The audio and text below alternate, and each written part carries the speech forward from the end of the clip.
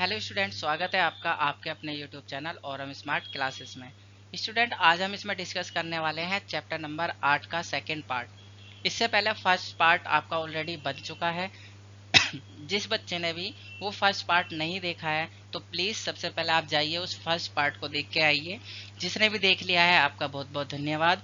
आज हम इस वीडियो में जो डिस्कस करने वाले हैं, इस सेकंड पार्ट में जो डिस्कस करने वाले हैं वो हम करने वाले हैं कि जो किसान थे और किसान से जो रिलेटेड जो फसल थी, मतलब कि वो अपनी फसल को कहाँ बेचें, कैसे करें, उनके पास में क्या क्या सुविधाएं होनी चाहिए, कौन कौन सी उद्योग उनके पास में उपकरण होने चाहिए, मतलब ये सारी चीज़ों के बारे में हम डिस्कस इसमें करने वाले हैं। तो टाइम वेस्ट ना करते हुए हम वीडियो को स्टार्ट करते हैं और आप बने रहिए हमारे साथ।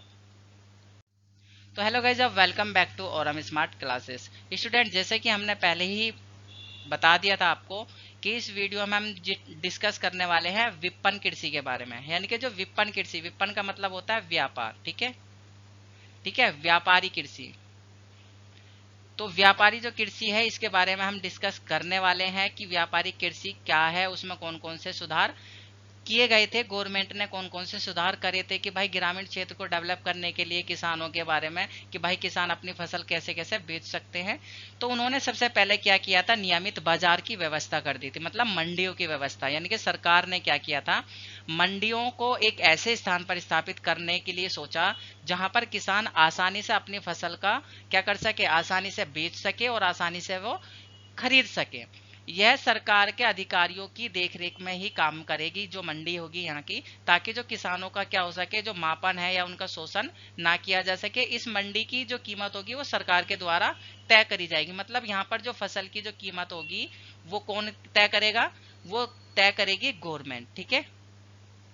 उसके बाद में क्या है, सहकारिता बाजार। मतलब गवर्नमेंट ने क्या करा, इस बाजार का उद्देश्य, मतलब सहकारिता बाजार लगा दिया। इसका उद्देश्य क्या था, जो किसान थे उनको उनकी फसलों के उचित दाम दिलवाना था। इस समिति का जो गठन था वो किसानों के द्वारा ही सरकार की निगरानी में किया गया था। मतलब सरकार ने बोल दिया कि आप एक काम करो, एक संगठन बना लो। तो उस संगठन का जो निगरानी थी वो गवर्नमेंट कर रही थी, लेकिन उसके अंदर था कौन, उसके अंदर वहीं के जो किसान, मंडियों के जो किसान होते थे, वो जो किसान है वही मिलकर एक संगठन बना लिए थे, जिससे कि क्या हो सके, सब मिलकर किसानों के लाभ के बारे में सोच सके और कोई भी किसानों से शोषण ना कर सके और किसानों को उसकी जो फसल है उसका उचित दाम आसानी से मिल सके। तो ये संगठन इसी तरीके से काम करता था। ठीक है। उसके बाद में भंडारण गृह सुविधा, मतलब जब अब तक सरकार के पास में क्या था, भंडारण की सुविधा नहीं थी, ज्यादा भंडारण नहीं किया जा सकता था। तो केंद्र सरकार और राज्य सरकार दोनों ने किसानों की मदद के लिए क्या करा, भंडारण गृह कर दिए, उनकी सुविधा को कर दी। और ज्यादातर मात्रा में भंडारण गृह क्या कर दिए उन्होंने, ओपन कर दिए, जिससे कि किसान जो भंडारण है उसकी क्षमता क्या हो सके, बढ़ा सके, उसकी क्षमता के अनुसार भंडारण कर सके। तो उसके पास में तो बेचारे के पास कोई सुविधा नहीं थी, क्योंकि वो बेचारा क्या करता था, खेत में से का फसल काटता था, उसे जो उसके घर के आसपास या जो उसके घर में जो जगह होती थी जहां तक वो जितना भंडारण कर सकता था उतना करता था, बाकी बेचारे की फसल क्या होती थी, बेकार हो जाती थी। तो इसलिए गवर्नमेंट ने क्या किया, भंडारण की सुविधा कर दी। गवर्नमेंट मतलब सेंट्रल गवर्नमेंट और स्टेट गवर्नमेंट दोनों ने मिलके अब किसान क्या कर सकता था, वहां पर जाकर अपना भंडारण कर सकता था। उसके बाद में सूचना का प्रसार, मतलब इलेक्ट्रॉनिक मीडिया, प्रिंट मीडिया, अखबार, न्यूज, फोन, मतलब तरह तरह के कार्यक्रम चलाए गए। सरकार को जब दिखा कि किसानों तक उनकी आवाज नहीं पहुंच रही है तो गांव गांव में कैंपेन लगा दिए गए। वो जो होता है ना, मतलब जिसमें वो आवाज लगाते हैं, माइक टाइप का, ऐसी गाड़ियों पर लगा दिया गया, रिक्शाओं पर दे दिया गया कि भाई गांव गांव जाओ और अनाउंसमेंट करो कि गवर्नमेंट ने इतना रेट किया है, गवर्नमेंट ने इस फसल का इतना रेट रखा है, जो इतने दिन तक बेचेगा उसको इतना बेनिफिट मिलेगा या इतना उसको छूट मिल जाएगी। मतलब इस तरीके से बहुत सारा उन्होंने सूचनाओं का भंडारण किया, जिससे कि वो अपनी फसल को उचित दामों पर बेच सकें और आसानी से उनके माध्यम तक क्या हो सके, आवाज सरकार की पहुंच सके। तो ये सूचना का प्रसार तरह तरह के लिए किया। ऐसा होता था ना, जैसे जो गाड़ियां होती थी, गाड़ियों के ऊपर क्या होता था, एक भोंपू लगा दिया जाता था इस टाइप का। तो वो जो भोंपू होता था वो क्या करता था, उसमें आवाज आती थी और वो उसमें बोलता था, एक नीचे माइक बैल लेके बैठा रहता था और बोलता था कि सरकार ने इस फसल का रेट इतने प्रति रुपए कुंटल रखा है, जो किसान भाई बेचना चाहते हैं वो इतने दिन के अंदर अंदर मंडी में बेच सकता है, उसके बाद उसको सुविधा नहीं मिल, मतलब इस तरीके से मैं पता नहीं कहाँ पहुंच गया था। ठीक है, आगे देखते हैं। यात्रा मतलब जो यातायात थे उनकी सुविधाएं भी गवर्नमेंट ने कर दी थी। क्यों? क्योंकि जो कृषि विपणन है, मतलब कृषि को एक स्थान से दूसरे स्थान तक ले जाने के लिए ये बहुत ज्यादा जरूरी था।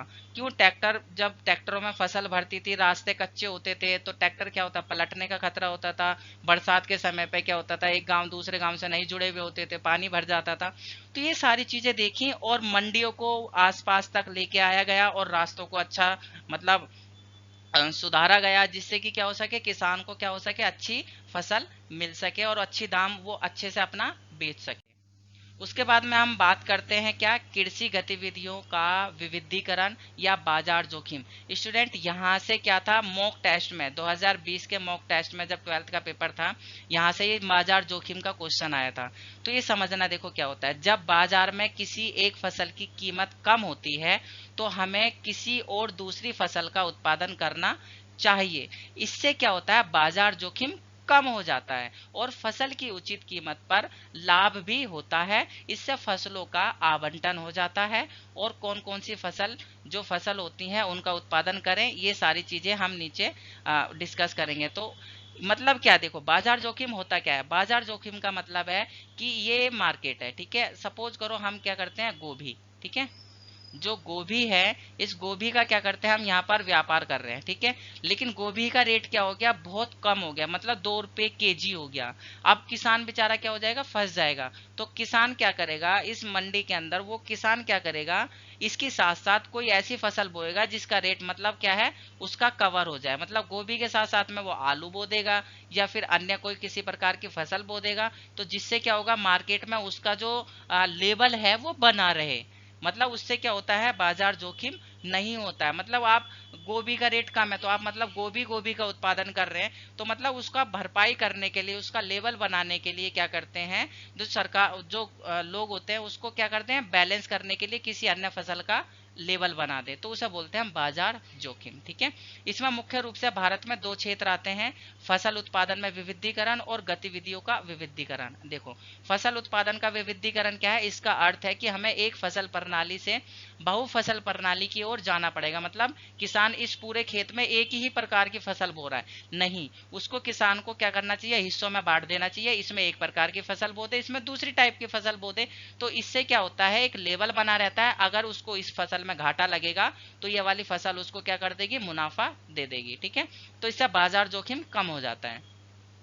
नेक्स्ट है गतिविधियों का विविधीकरण। क्या है कि कृषि को छोड़कर अन्य किसी क्षेत्र, यानी कि गैर कृषि क्षेत्र, आप 9th क्लास में पढ़ चुके आए हो पालमपुर की कहानी में, तो एक बार अगर जिसने नहीं पढ़ा तो प्लीज एक बार पालमपुर की कहानी के बारे में पढ़ लेना, तो गैर कृषि क्षेत्र अच्छे से समझ में आ जाएगा।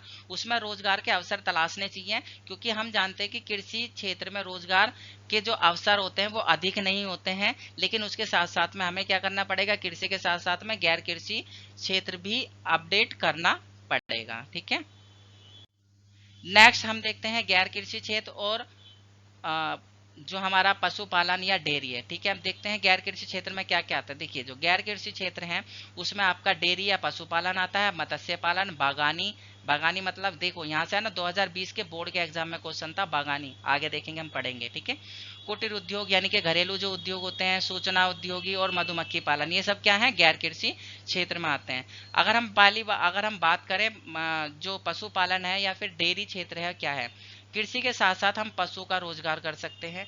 पशु के मुख्य रूप से जैसे गाय, भैंस, बकरी, मुर्गी इत्यादि का पालन कर सकते हैं। यह एक स्थिर आय को बढ़ा देता है किसान की, इनसे दूध और मांस का व्यापार भी आसानी से कर सकते हैं। ठीक है, मछली पालन क्या होता है, जिसको हम मत्स्य पालन भी बोलते हैं। कृषि के साथ साथ आप क्या कर सकते हैं, रोजगार का बहुत अच्छा स्रोत है, हम नदी, तालाब, जलग्रह में मछली पाल सकते हैं। मछली उत्पादन में लगभग 48% आंतरिक स्रोत और वह 52% समुद्री क्षेत्र से में मदद करती है। मतलब हम अपने क्षेत्र में इतने % मछलियां पालते हैं, लेकिन समुद्र से हम इतने % की मछलियां पकड़ के लेके आते हैं। मतलब ज्यादातर हम समुद्र से मछलियां पकड़ते हैं। जीडीपी में लगभग अकेले मत्स्य पालन का 50% योगदान है, ध्यान रखना। इसमें मुख्य रूप से 40% महिलाओं का योगदान होता है। सबसे ज्यादा महिलाएं यही काम करती है, तो पूछ सकते हैं, ठीक है। यहाँ से आपका 1 नंबर का क्वेश्चन बन के आ सकता है कि ऐसे उत्पादन का नाम बताइए जिसमें महिलाओं का जो रोल है वो बहुत ज्यादा होता है, तो वो मत्स्य क्षेत्र है, ठीक है, मछली पालन। इस क्षेत्र की सहायता के लिए SHGS, ठीक है, SHGS इसका स्थापना करी गई है। स्वयं सहायक समूह इसको बोलते हैं। तो इसकी स्थापना करी गई है। ये क्या करते हैं, छोटे छोटे आपस में ही क्या कर लेते हैं, पैसा वगैरह बांट लेते हैं, और मतलब जिसको जरूरत होती है उसको पैसा थोड़ा बहुत दे देते हैं, ठीक है। अब बात करते हैं बागानी या फिर बगीचे। वह रोजगार का एक वैकल्पिक स्रोत है। इससे क्या कर सकते हैं, इसकी जो सहायता, इसके जो क्षेत्र की सहायता से आज भारत में सब्जियों और फसलों का उत्पादन दूसरा स्थान बन चुका है। मतलब सबसे ज्यादा हम ये चीज कर रहे हैं। तो इसमें मुख्य रूप से आम, केला, नारियल, काजू और मसालों का निर्यात बहुत अच्छे तरीके से किया जा रहा है। 1992 से 2012 के बीच में बागानी क्षेत्र की जो उत्पादनता थी उसमें इंक्रीजिंग हुई, यानी कि वृद्धि हुई, और इसी वृद्धि को बोला जाता है स्वर्णिम क्रांति। तो आपसे क्वेश्चन पूछा गया था, मैंने अभी बताया था ना, स्वर्णिम क्रांति जो बोर्ड के 2021 के क्वेश्चन पेपर में आया था कि स्वर्णिम क्रांति क्या है, यानी कि बागानी क्षेत्र से संबंधित है, ठीक है, ध्यान रखना। और कब से कब तक था इसका समय, 92 से लेकर 2002 तक, ठीक है। नेक्स्ट देखते हैं कुटीर उद्योग और आपका घरेलू उद्योग। देखिए जो उत्पादन है उनकी जो गतिविधियों का एक परंपरागत स्रोत है। इसमें क्या होता है, ग्रामीण क्षेत्र का विकास करने के लिए इसमें ये काफी हेल्पफुल होता है, मदद करता है। इससे लोगों की क्या होता है, आर्थिक स्थिति सुधर जाती है, उसमें वृद्धि होती है। रोजगार के अवसर, जैसे कि इसमें क्या कौन कौन से है, जैसे कातना, कातना मतलब जैसे सूत वगैरह होती है, या फिर हम कपड़ा वगैरह जो बनाते हैं, रंगाई करते हैं, या फिर हम छोटे छोटे मतलब घरेलू कुटीर उद्योग, चटाई, पिल्लो वगैरह, ये सारी चीजें जो हम बनाते हैं वो सारी चीज इसके अंदर आती हैं, ठीक है। नेक्स्ट हम बात करते हैं सूचना प्रौद्योगिकी। सूचना प्रौद्योगिकी यानी कि रोजगार का सबसे अच्छा स्रोत माना जाता है। इसी के कारण औद्योगिक क्रांति संभव हो पाई है। रोजगार में नई नई प्रकार की टेक्नोलॉजी का जन्म इसी के कारण हुआ है। तो कृषि क्षेत्र पर इसका क्या है, सकारात्मक प्रभाव बहुत अच्छा पड़ा है। व्यक्तियों के कौशल को बढ़ाना, मतलब कौशल को और बढ़ाना, और मतलब यहाँ पर ये एक ही मात्रा है, और मतलब बढ़ाना, इसका क्या है, मुख्य उद्देश्य है। बढ़ाना मतलब यहाँ पर ये वाला है, बढ़ाना, ठीक है, बढ़ाना, ये ना नहीं है, ये दोनों एक साथ मिले हुए हैं। तो बढ़ाना इसका मुख्य उद्देश्य है, मतलब लोगों का विकास, डेवलपमेंट करना इसका मुख्य उद्देश्य माना जाता है। तो आई होप आपको ये वीडियो अच्छी लगी होगी और आपको बहुत अच्छे से समझ में आया होगा, आपने पूरा चैप्टर देखा होगा। और हम मिलते हैं आपको नेक्स्ट पार्ट में इसी चैप्टर के। तब तक के लिए जय हिंद, जय भारत।